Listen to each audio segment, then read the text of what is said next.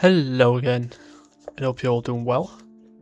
Today we're going to do an overview, or at least a review, full review this time of Tomorrow Girl X Atomic Mouse. One shot was released by Antarctic Press in 2025. And yeah, in this video we're basically going to discuss who the team is, with the writing, art, pencils, colors and covers. We're giving a quick synopsis, and we put every good against the ugly, so the plus and the minus, followed by a final verdict. That will be based on the League of Comics Geeks. We're going to do it the old-fashioned way, the 1 to 5-star rating. And we will also be discussing the opinions and review of another reader that read the same issue. It originally was launched as a Kickstarter campaign or an Indiegogo campaign back in 2025. I decided to why not, since I already have the early years, the first 2 volumes in trade, and also think I have them digitally. I decided to why not give this Tomorrow Girl a shot, because there's some really strange things going on about it occasionally on if you're on X or IG, with people making a lot of things up about it that I need to clear as well. So maybe there's some things that you might agree with me about, maybe disagree. If that's the case, totally fine, but we try to keep it civil for the most part. And just pretend that you're in a virtual comic book shop like the Captain Frugals and the Howler Mouses. And discuss which character could be who, and discuss why you picked this book and what did you like about it. That's what I do today. Also have some notes in my Japanese lacquer notebook to help me a bit, because I try to do it a little bit old school. So without further ado, take some I repeat myself, but grab yourself a cup of tea, coffee, some snacks, and on with the show. So who's the team? First of all, we discuss a little bit who the Atomic Mouse is. The Atomic Mouse is, surprisingly, I didn't know about, others did know about it apparently, but it's actually a very old character. It's created by writer and artist Alvaro, and debuted in Atomic Mouse 1, published by Charlton Comics in the early 1950s. And ran for 52 issues, with the final issue's cover date being February 1963. So you could consider it a tale from the past, but not quite. It's basically how Atomic Mouse was created. Basically, it's due to mutation.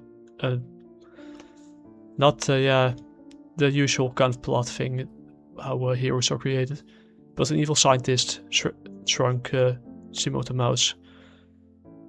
And if you know, you can already read it there. It's atomic spelled backwards, to the size of an atom, which sends him to the microscopic world, where he meets Professor Invento, who provides the U-245 pills. U-245 pills. 35, my bad. I can't spell today. That grant Simoto, or atomic superpowers, need to fight for justice against the evil Count Gato. Which is, gato is, with 1 T, is also Spanish for cat. So, ironic. And you have the usual copyright notice, and where it was printed. So, the synopsis, well, the team is, Now we go to the team is. The team is basically Ben Dunn, writer-artist, writer-penciler, inker, Fernando Sosa, we call him Fer Sosa to be, yeah. So we're doing nicknames now. And colors are done by Kemonax. Not sure if that's his real name or not, but it's a nice artist name. And of course, the cover is done by Ben Dunn. So what's it all about? Well, basically, it's a spell gone wrong by, I think Goth did it, created, decided to, yeah, put a spell on Susie Q. It's not a real name. You get the reference if you're a little older and you get the music from a certain era. And yeah, the spell's gone wrong and sent Tomorrow Girl, whose real name is Heidi Ifori. I'm terrible with names. To yeah, another world. In this case, the microverse called, where yeah, the world of atomic Simota mouse. And they have to work together to stop an alien experiment from before it destroys an entire city. That's where we are here right now. Searches of the cursed disc. And yeah, here she's chatting, flying, and yeah, doing yeah, being a cell phone zombie while flying towards the sky, chatting with yeah, with Goth. But yeah, she doesn't make it to the party in time, and Goth opens a portal. But she's distracted, and things go wrong. And you get a lot of Superman references here. So look up in the sky. It's a bird. No, it's a plane. Hey, I think I know that girl. EFC Mota. It's Tomorrow Girl. How are you? And Tomorrow Girl. Too bad they didn't keep the anime style art, but I get it. It's a Ben Dunn thing. He crashes, or she crashes against Billboard. And yeah, she comes to the conclusion, like many will eventually, that flying and texting, or even when you're crossing the road while texting on your smartphone, is not the best idea. And also don't try to do it in traffic either. When you're on a motorcycle or in a car, it doesn't work. So Simota checks out if Tomorrow Girl's fine. Yeah, thanks for the assist, and you are. Name is Tongue Mouse. And they're guests on the Conan show. And now our special guest, Atomic Mouse, and his interdimensional hero friend, Tomorrow Girl. How do you two meet? So this whole story ends with, or begins with a flashback,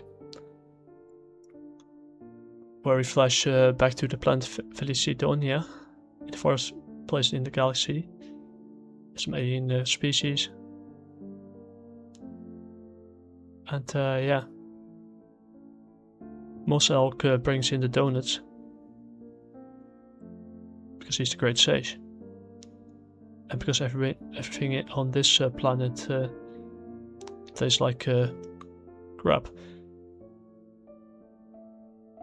And yeah, he comes to the king. Max the Third is the donuts. And yeah, he's also quite a wine connoisseur. In other words, he's an alcoholic. And yeah, Mos Elk tells that the planet Felicidonia will blow up in 25 hours. But and the king doesn't want to be sober when it happens. There's a lot of yeah. And he tells him that to get the golden disc of Milus. With yeah. Strange, when he's drunk, he has a moment of clarity, ironically, and yeah, it tells him that the golden disc of Milus could yeah, destroys the planet. It's not possible for you to get that thing off the planet. No, but if you try to remove it, it self-destroys the planet in 5 seconds. Whoosh. God, they'll split the disc in two.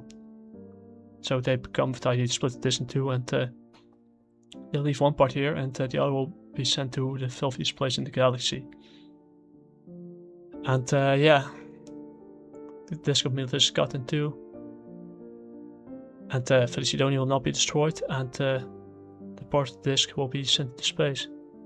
And yeah, Mosel sends it to a planet of inferior beings. What if an alien gets a hold of it? The case that alien could be destroy the galaxy, be super good, or be mentally, you know what, forever. I'm not sure if I can say the R word because, yeah, or the R word, because YouTube tends to be too censor happy lately. More interested in AI slop. And now to be rid of this troublesome thing and send it floating in space forever. Boom.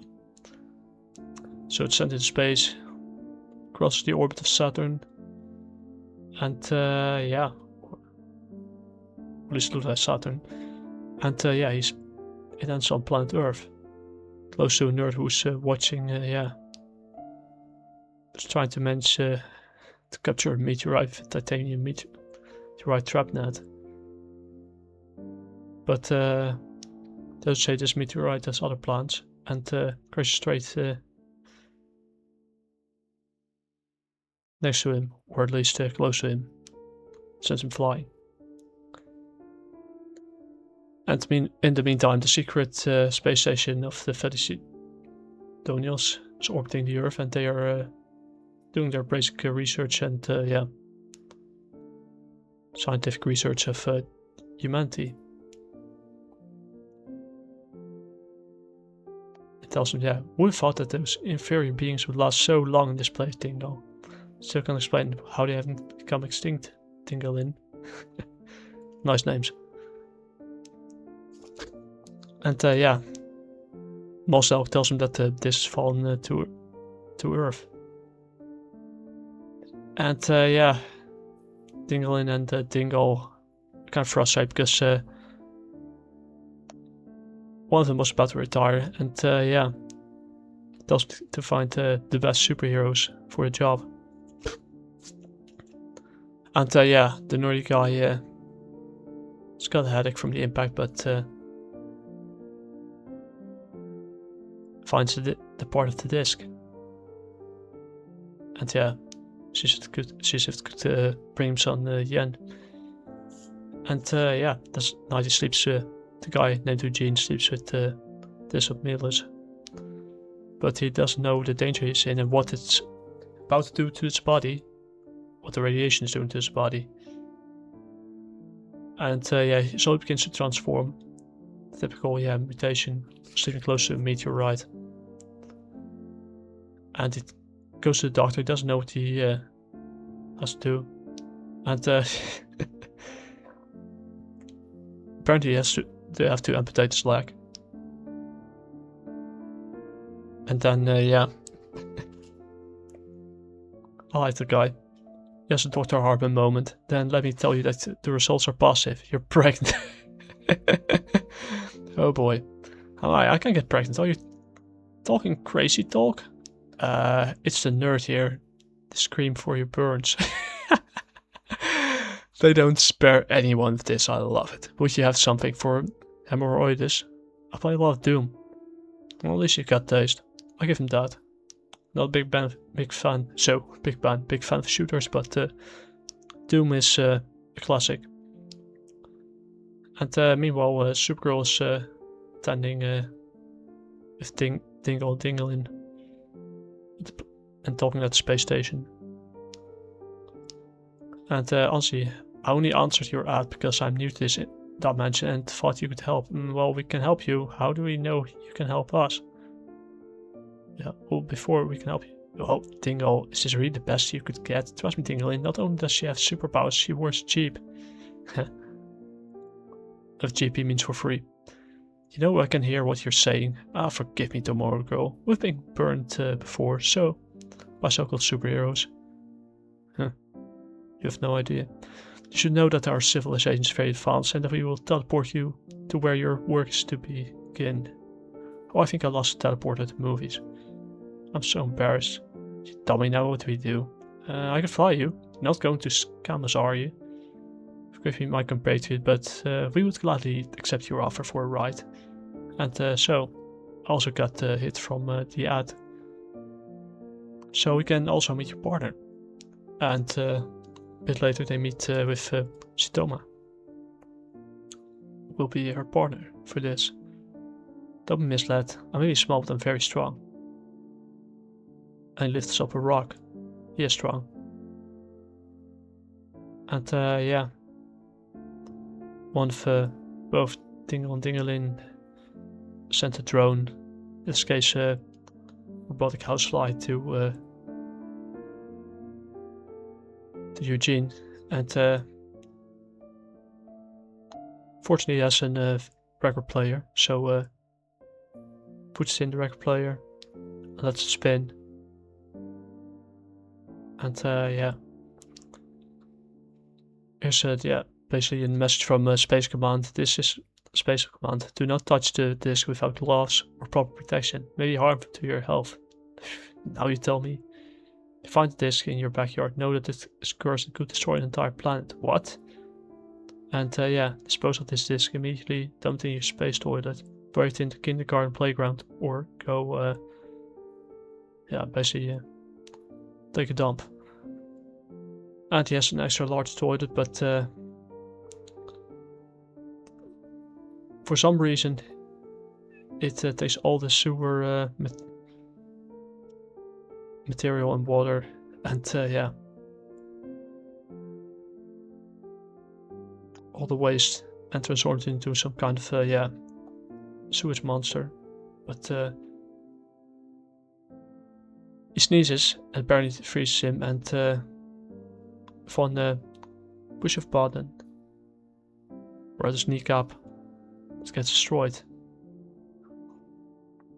And he's transformed into yeah, kind of a mesa kind of creature. And yeah, Eugene is a new man, but the power is slowly corrupting him. Hey you, no world conquering is allowed. We just want to return of the disc or there will be trouble.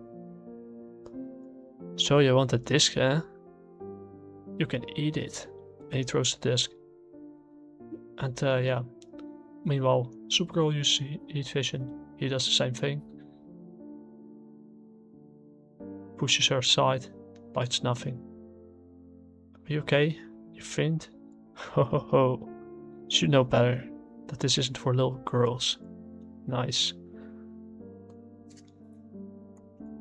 Show women who is boss. You're going to pay dirty, villain. So Shitoma attacks, but Eugene, or at least this case Nemesis, is throwing them around like a ragdoll.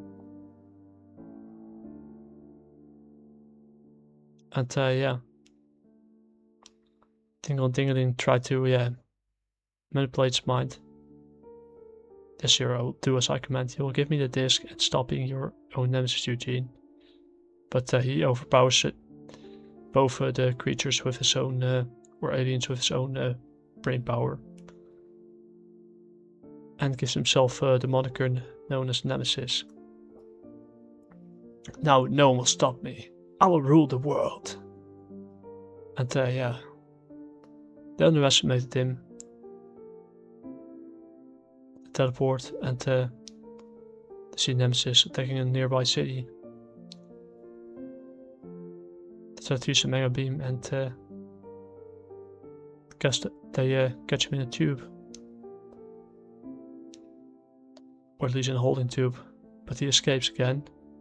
And apparently he can transform his arm into a plasma cannon. Pretty similar to what Amazo does as well. Or Captain Adam. Prepare for evaporation, fools. It blows up again. And for some reason he causes irreversible damage to the space station, so they have to evacuate.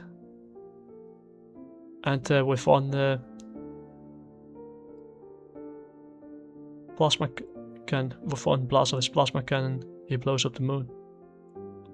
And he keeps transforming. And his power level keeps growing, so yeah, let's stop with the Mega Blaster. Or at least, yeah, it looks like he destroyed the moon, but he's actually made a crater for himself. But now, this gives, yeah, Saitama and Tomorrow Girl no other choice than to blow up the moon.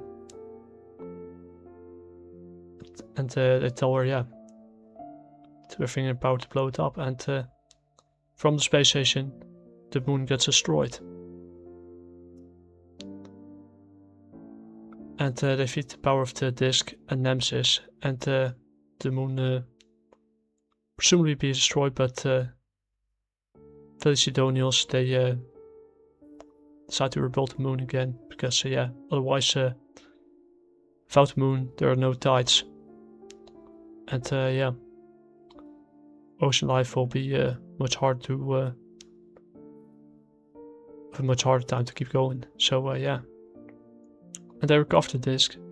It's indestructible. And they return to the original owner. And yeah, Felicitonials, they thank her for service, and that they onward. Saitama and Tomorrow Girl are best friends. Same to you. Glad to see you again, DG. Same to you, AM. And yeah, the dimension caused by Goth, or the interdimensional portal caused by Goth, is opening again, and they wish each other goodbye, and she's back in her own dimension. And she tells her that, yeah, so glad I was able to find you. And she tells him that, tells her, I'm gender blind. She's sorry about the screw up. I should have been more careful about casting that spell. I had to go through a lot of dimension hopping to find you. That's okay, everything out is turned out to be fine. How about that? What the great Gatsby is going on? Huh. I know the movie. It's pretty good. Still need to read the book though. Maybe I did already. Oh no. Probably get an ebook, but here is Tomorrow Fox from the Fur Force from another dimension. Well, remains the same. Hello, Tomorrow Girl. Allow me to introduce myself. The name is Tomorrow Fox. That leads straight to Fur Force comics. Here's yeah, little art by Placetta.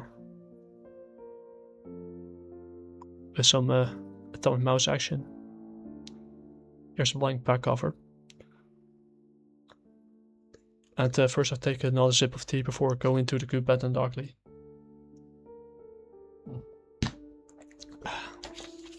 Just what I needed. A little bit of black tea. And yeah, the plus and the minus. Well, first of all, yeah, the cover looks nice. This yeah, nice blend of, you can clearly see that Bandan is inspired by manga. He's an otaku of 30 zeros. And yeah, it also blends things from Saitama or the Atomic Mouse into one. And what I also like is, yeah, there's a nice intro like this into who Saitama actually is, how he came to be. And there's a good balance between writing and art as well. The art style is switched between manga style, basically from yeah, I think yeah, 90s, early zeros, to yeah, which is yeah, basically I think also the time period that he grew up in, or at least that he was that he actively lived.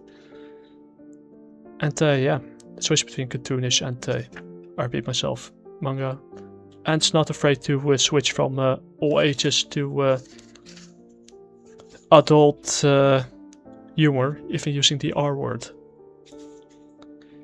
And it's also, yeah, it's clear that they also took inspiration, did homage to Supergirl, and Meso, and even Captain Atom from the old Charlton yeah, comics imprint. It also gave birth to Blue Beetle. It was a nice introduction, yeah, to Fur Force, and I personally like this version of. I like Tomorrow Girl more than Supergirl. I'm willing to die on that hill. Sometimes a little bit too on the nose, but yeah. So far, good execution. And let's see, and we also be going to what the league has to say about it, because there's a final verdict that we're getting to right now. And yeah, the one guy that reviewed it, that bought it, is pretty positive about it. His name is Victor. I don't know where to begin. I picked this up because of the little mouse. My girlfriend and I call each other Mouse, so I thought of her. Little did I know he's a dumb legacy character from the Charlton. Yes, Charlton, Blue Beetle, Peacemaker, Captain Atom. Which is kind of obvious. That's Charlton. The book itself was good fun. The kind of silly, felt like a children's book, but there was language and adult humor that I didn't expect. It was fun, but if it doesn't get the solo series, I don't think I'll be reading anymore. I've used it as Fur Force to my subscription box. Well, I got it digitally. Not sure if I will review it, but so far I agree. I hope that Sitoma gets another, gets his own spin-off by Antarctic Press, but you know how it goes with copyright. You'll never know. It takes a certain period of time before it gets into the public domain. I think that's around 20 years more to go. But not entirely sure, but Victor gave the 4.5 stars. I personally give 4. It's a good crossover, and as you can see, there are some things I want to address right now. Thing number 1, shut the hell up. Thing number 2, as you can see, there's no loli or lolicon in it. It switched between anime style to yeah, to or manga style art to yeah, more Western cartoonish art. My bad. And yeah, just a cute female character, and a mouse teaming up to yeah, destroy the disc and stop Nemesis in its tracks. And that's about it. If you'd like to see me make more videos like this, leave a like, subscribe if you want to, because you have to, and check out my project, Jaguar issue 2. That's the prologue, soon to be prologue 1, 2, 3. I'll see you guys in the next one. And yeah, pick up this one shot. You won't regret it, I think. At least even if you're not a big superhero fan, there's plenty of things to like, for me as well. But for you, question of figuring out yourself. So, till the next one, Janet!